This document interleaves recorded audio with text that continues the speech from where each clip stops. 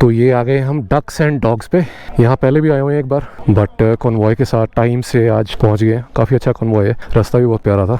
और यहाँ पे ब्रेकफास्ट करने के बाद I have a quick discussion with you guys. आज मैंने सीट लगाई हुई है, दिस इज़ द ओरिजिनल आरी टूरिंग सीट।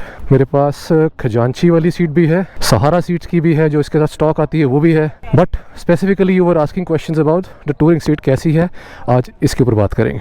ठीक है, बने रहो।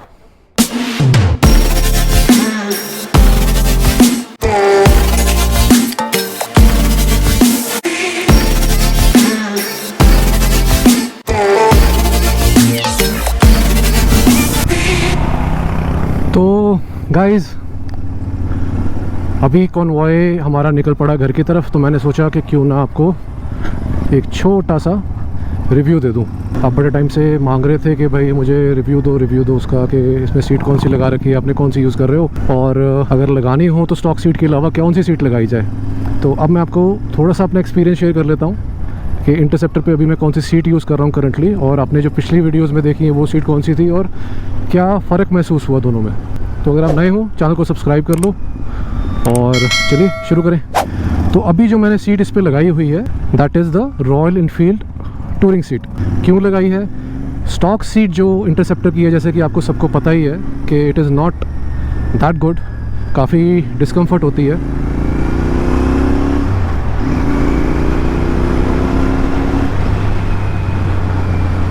काफ़ी डिस्कम्फर्ट होती है उसको यूज़ करने में, क्योंकि वो बिल्कुल ही ना फ्लैट प्रोफाइल के अंदर है। तो आपका जो पुष्ट है आपका जो बट है, धीरे धीरे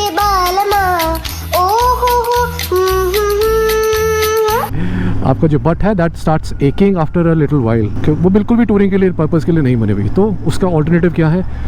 3 ऑल्टरनेटिव है। पहला है, दिल्ली में बहुत ही मशहूर खजांची नाम से एक सीट वाले हैं, वो आपके लिए सीट डिज़ाइन कर सकते हैं। उनकी बिग बॉस सीट करके आती है, वो आप इंटरसेप्टर पे भी लगा सकते हैं। दूसरा है सहारा सीट्स करके, एक बहुत ही फेमस सीट मेकर्स है, हमारे ग्रुप के अंदर काफ़ी दोनों फेमस हैं। तो मोस्टली लोगों ने ये वाली सीट्स लगाई हुई हैं। इसके अलावा तीसरा ऑप्शन आपके पास आता है, that is the official royal Enfield touring seat. इससे पहले वाली वीडियो में जो आप देख रहे थे that was a Sahara seat, और उसके अंदर जेल पैड वगैरह सब कुछ लगा हुआ था, लेकिन वो जेल पैड वगैरह लगाने के बाद ना काफ़ी थिक बन चुकी थी।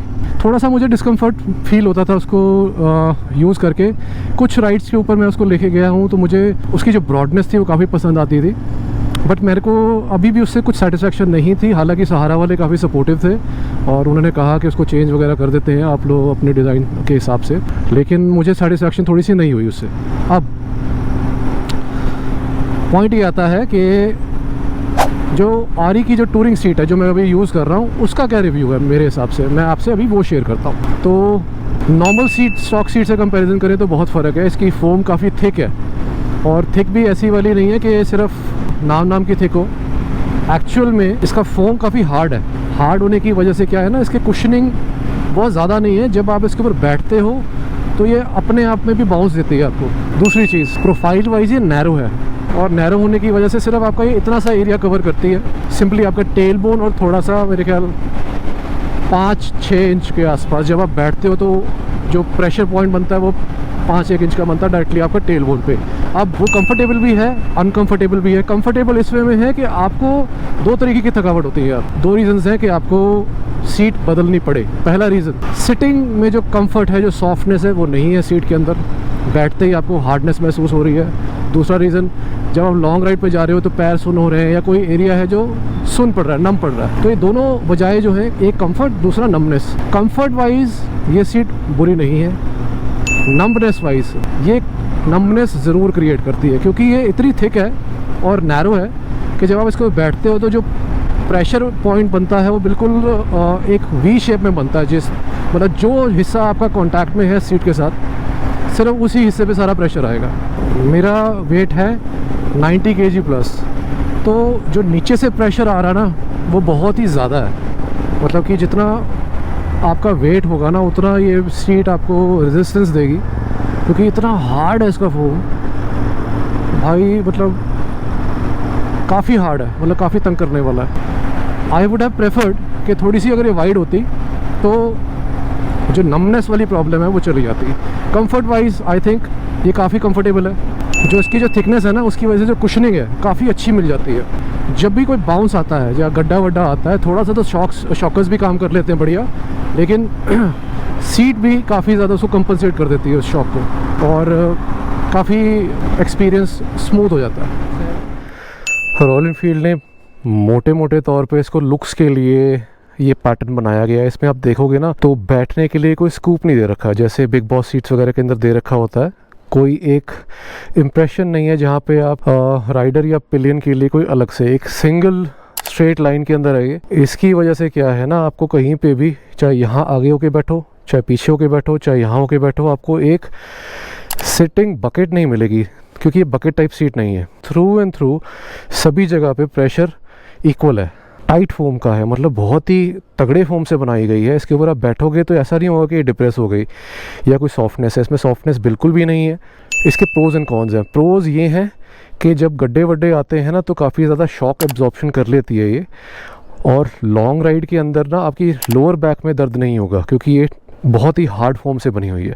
सॉफ्ट फोम होता तो सारा झटके वटके आपके लोअर बैक की तरफ जाते हैं। तो दो चीज़ों में ये काफ़ी अच्छी है, एक कि गड्ढे वड्ढे में कुशनिंग कर देती है, और दूसरा लोअर बैक में आपके दर्द नहीं होगा। लेकिन आपके जो बट है उसमें पेन होगा, नम्बनेस आएगी, क्योंकि ये हार्ड है। थोड़ी सी आदत पड़ेगी, मतलब 60 किलोमीटर 70 किलोमीटर की राइड में भी आपको ये प्रॉब्लम आएगी। लोअर हाफ आपका, लोअर हाफ नहीं मतलब आपका बट एरिया नम होगा।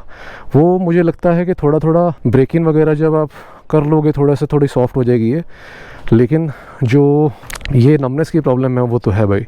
तो ये इसके प्रोज एंड कॉन्स है। बाकी लुक बहुत ही अच्छी आती है जब इसको लगा लेते हो। मुझे लगता है कि लॉन्ग राइड के लिए अच्छी है, बट गिवन कि आप उस चीज़ से कॉम्प्रोमाइज़ करने को तैयार हो कि भाई जो लोअर हाफ में आपकी नमनेस होगी बट एरिया के आसपास, अगर आप उससे कॉम्प्रोमाइज़ कर सकते हो या अपने आप को ट्रेन कर सकते हो उसके लिए, तो ये काफ़ी अच्छी सीट है। तो ये लेनी चाहिए या नहीं लेनी चाहिए? आई वुड रिकमेंड कि किसी दोस्त की या किसी नोन की जिसने ये सीट ली हो, उसकी आप चला के देखो कुछ किलोमीटर्स के लिए, आपको कैसा फील हो रहा है। लॉन्ग राइड्स के लिए I would prefer big boss. City rides के लिए ये काफ़ी फर्म है, मतलब ये हर एक की ना अपनी चॉइसेस होती है। स्टॉक सीट तो आपको बदलवानी ही पड़ेगी, लेकिन किस पे जाना है you will have to try and test it out. ज़रूरी नहीं है कि आपको बिग बॉस सूट करे, हो सकता है आपका वेट या जो हाइट है उसके अकॉर्डिंगली आपको ये सीट पर जच जाए। तो ट्राई करो, बैठ के देखो, ले सकते हो यार, अच्छी सीट है। अब कंफर्टेबल कितनी है वो आपके ऊपर डिपेंड करेगा।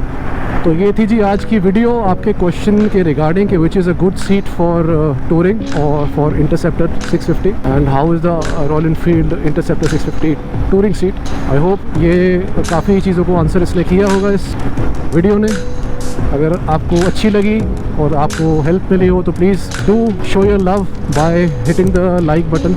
कुछ और अगर आपके सवाल हैं तो नीचे कमेंट्स में डाल दो। I will try my best to answer them and address them. और सब्सक्राइब कर लो यार चैनल को, ताकि ऐसी बढ़िया बढ़िया वीडियोस आप तक पहुंचती रहे। यही थी जी आज की वीडियो। मिलते हैं आपसे अगले हफ्ते एक नई वीडियो के साथ। तब तक के लिए this is Gaganjeet Singh Sethi signing off. Take care.